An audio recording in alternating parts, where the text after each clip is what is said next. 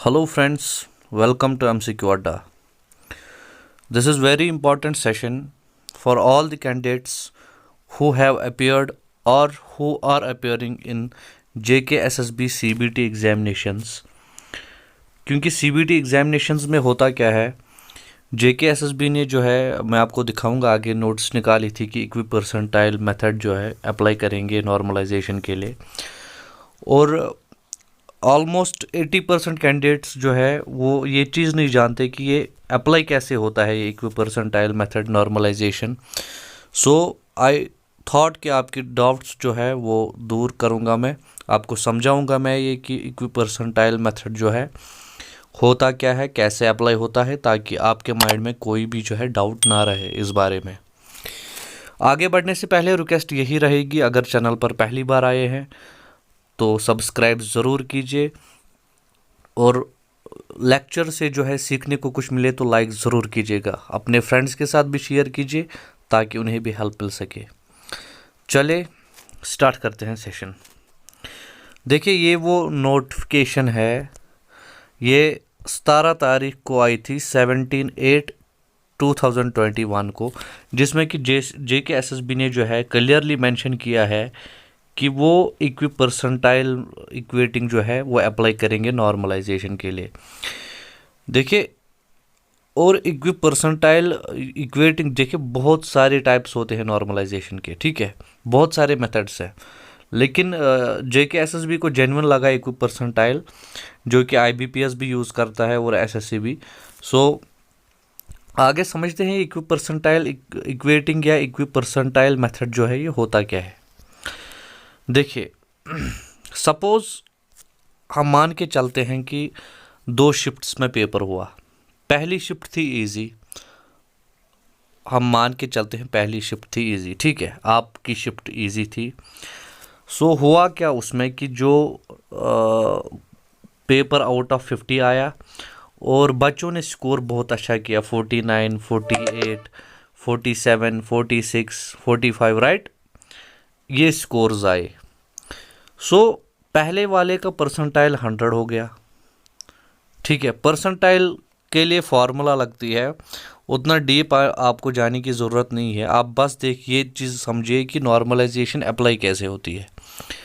अब देखिए, ये शिफ्ट बनी पहली, ये रैंकिंग वाइज जो है मार्क्स है स्टूडेंट्स के, 50 में से पेपर आया, हम पेपर जो है बहुत इजी शिफ्ट थी, तो सब ने जो है 49, 48, 47, 46 जो है ये सब ने अटेम्प्ट किया, ठीक है, मार्क्स आ गए सबके, ये रैंक है इनकी, ठीक। सो ये तो हो गई एक शिफ्ट। लेकिन अब क्या हुआ कि बदकिस्मती से आपकी शिफ्ट आ गई टफ, और लेकिन टफ शिफ्ट में क्या होता है, अटेम्प्ट कम होते हैं, मार्क्स बहुत कम आते हैं स्टूडेंट्स के। तो अगर हम मान के चले टफ शिफ्ट आई बहुत और मार्क्स 50 में से ही थे, राइट, सो टॉपर ने क्या किया, 25 आए उसके, 24 आए, 23 आए, 22 आए। सो इस हिसाब से जो है मार्क्स आते गए स्टूडेंट्स के। अब देखिए, अगर हम जनरली वैसे देखें फिर तो इस शिफ्ट में कोई सिलेक्ट ही नहीं होगा, क्योंकि उस शिफ्ट में सबके 40s में है और इस शिफ्ट में 20s में है। लेकिन इक्वी परसेंटाइल से क्या होता है, इक्वी परसेंटाइल से जो है जो रैंक 1 होता है उसकी परसेंटाइल 100 होती है, और ये कम कम होती जाती है जितनी रैंक आपकी नीचे नीचे आती है, ठीक है। अपनी शिफ्ट की बात कर रहा हूँ मैं, आपकी शिफ्ट की बात, इस वाले शिफ्ट की बात कर रहा हूँ मैं। इसके बाद क्या होता है, देखिए अब इसमें भी परसेंटाइल बनी, राइट। फॉर एग्जांपल हम मान के चलें कि 13 पोस्ट थी, 13 पोस्ट के लिए एग्ज़ाम था, स्टूडेंट्स बहुत सारे थे। चलो ये लाइन कितनी नीचे है हमें इस पर जो है डिस्कस नहीं करना है, हमें 13 स्टूडेंट्स की सिलेक्शन लेनी है। अब हम 13 स्टूडेंट्स की सिलेक्शन लेंगे कैसे, हम एक परसेंटाइल जो है वो सिलेक्ट करेंगे। परसेंटाइल कैसे सिलेक्ट करेंगे, जिसमें कि 13 स्टूडेंट्स इन हो जाए। देखिए फॉर एग्जांपल हमने परसेंटाइल सिलेक्ट की, यहाँ पे कोई करते हैं 73.6 करते हैं।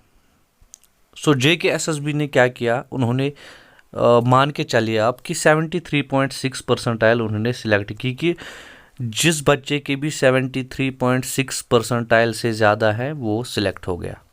सो इसका मतलब क्या है कि देखिए पहला शिफ्ट है, इसमें सबके मार्क्स जो है बहुत अच्छे अच्छे आए हैं और इसमें सिलेक्शन कितने लोगों ने ली? 6 लोगों ने ली, राइट। सो दूसरे शिफ्ट में क्या हुआ? दूसरे शिफ्ट में जो है बिल्कुल इसी तरह जो है शिफ्ट टफ आई थी, लेकिन हमें परसेंटाइल से मतलब है। सो 73.60 हमने लिया था तो यहाँ तक आएगा, मतलब 7 बच्चे यहाँ से सिलेक्ट हुए और 6 बच्चे वहाँ से, राइट। सो इसी का मतलब हुआ कि 13 पोस्ट्स के लिए जो है परसेंटाइल सेट हुआ 73.6। सो परसेंटाइल्स जो है यही इक्वेट किए जाते हैं। देखिए यहाँ पे जो 100% है, चाहे उसके मार्क्स कुछ भी हों, डजेंट मैटर, लेकिन जिसकी रैंक 1 है वो बराबर है उस स्टूडेंट के जिसकी रैंक यहाँ पे 1 है। लाइक वाइज जो है परसेंटाइल जितना कम होता जाएगा, एक परसेंटाइल जो है वो सेट करती है JKSSB, और उस परसेंटाइल के ऊपर जितने भी स्टूडेंट्स हो, जितने भी शिफ्ट्स हो, ये तो हमने एग्जाम्पल के लिए 2 शिफ्ट्स लिए, 10 शिफ्ट्स हो सकती हैं, 20 हो सकती हैं, 30 हो सकती हैं। सो एक परसेंटाइल सेट होता है, उसी के हिसाब से जो है आपकी सिलेक्शन होती है। आई होप आपको समझ आया होगा कि सिलेक्शन और नॉर्मलाइजेशन जो है रोल कैसे प्ले करती है इसमें, ठीक है। दूसरा डाउट रहता है बच्चों को कि सर मार्क्स घटते और बढ़ते हैं। देखिए घटते और बढ़ते का क्या मतलब है? अब यहाँ पे 25 वाला स्टूडेंट ले लीजिए आप, इसकी परसेंटाइल भी 100 है, राइट।